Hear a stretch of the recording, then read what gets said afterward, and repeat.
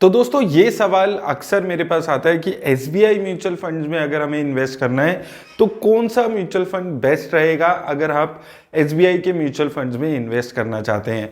अब दोस्तों देखिए, अगर हम एसबीआई म्यूचुअल फंड हाउस की बात करते हैं तो आज से 2-3 साल पहले तक इसका भी वैसे ही चलता था जैसे एक्सिस म्यूचुअल फंड हाउस का चलता था। लगभग सारे ही फंड्स काफी अच्छी रिटर्न्स देते थे।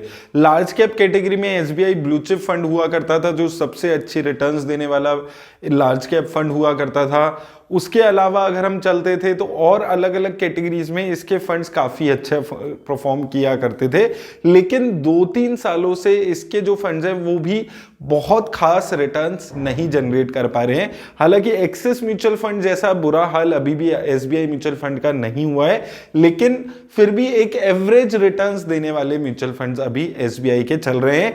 तो आप एसबीआई म्यूचुअल फंड में अगर इन्वेस्ट करने के बारे में सोचते हैं तो इस चीज का आपको यहां पर ख्याल रखना है। अगर हम यहां पर एसबीआई म्यूचुअल फंड में देखेंगे तो बहुत ज्यादा कंसिस्टेंटली अच्छी रिटर्न्स देने वाला सिर्फ एक फंड रहा है जिसके बारे में हम डिटेल में इस वीडियो में बात करेंगे।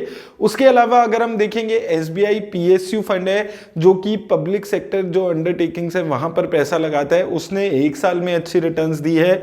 कुछ फंड्स हैं जैसे कि एसबीआई टेक्नोलॉजी फंड है, उसने 5 सालों में 10 सालों में एक अच्छी रिटर्न्स दी है, सिंस ये जो है ये टेक्नोलॉजी सेक्टर में पैसा लगा रहा था और टेक्नोलॉजी सेक्टर ने 2021 तक एक अच्छी रिटर्न्स दी थी।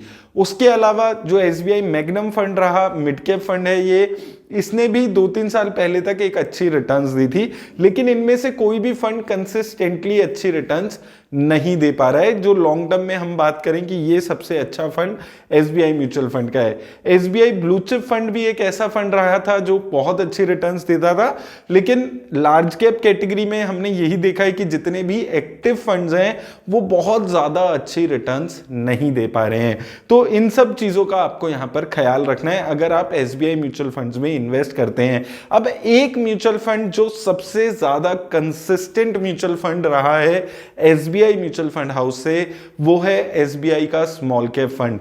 ये फंड 10 सालों में सबसे अच्छी रिटर्न्स देने वाले फंड्स में से है।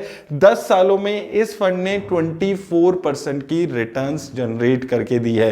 5 सालों में भी काफी अच्छे रिटर्न्स ये फंड जनरेट कर पा रहा है। और अच्छी बात क्या है कि पिछले 1 साल में भी ये फंड कंसिस्टेंटली परफॉर्म कर पाया है। तो SBI small cap SBI mutual fund house का एक ऐसा फंड रहा है जो कंसिस्टेंटली परफॉर्म कर पा रहा है। अलग अलग इसका जो एसेट अंडर मैनेजमेंट है वो बढ़ता गया, उसके बाद भी कंसिस्टेंटली अच्छा परफॉर्म ये फंड कर पाया है। तो मुझे लगता है कि अगर आप ज्यादा रिस्क लेने वाले इन्वेस्टर हैं और आप स्मॉल कैप में 8 से 10 साल के लिए इन्वेस्ट कर सकते हैं और आप एसबीआई के ही किसी म्यूचुअल फंड में इन्वेस्ट करना चाहते हैं तो ये फंड बेस्ट फंड रहता है।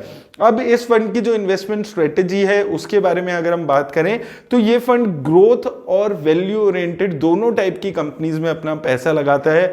बहुत ज्यादा चेंजेस पोर्टफोलियो में नहीं करता है, कंसिस्टेंटली कुछ सेट ऑफ कंपनीज हैं जिन पे ये भरोसा करके वहां पर इन्वेस्ट कर रहा है और एक कंसिस्टेंट अच्छी रिटर्न्स यहां पर जनरेट कर पा रहा है।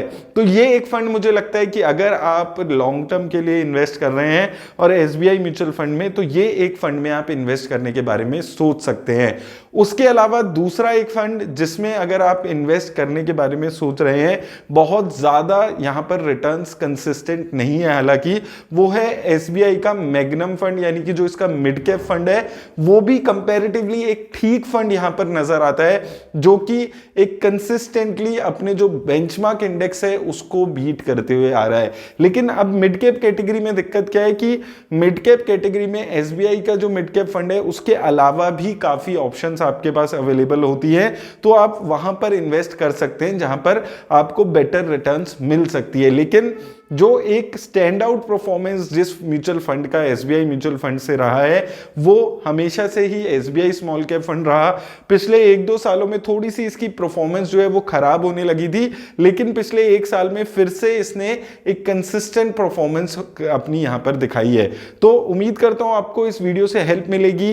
काफी सारे लोगों का सवाल आ रहा था कि एसबीआई म्यूचुअल फंड में किस फंड में इन्वेस्ट करना चाहिए। अगर आपको किसी एक पर्टिकुलर म्यूचुअल फंड्स के बारे में डिटेल में डालना है तो आप मुझे कमेंट सेक्शन में बता दीजिएगा, मैं उस फंड के बारे में डिटेल में सेपरेट वीडियो में डिस्कशन कर लूंगा।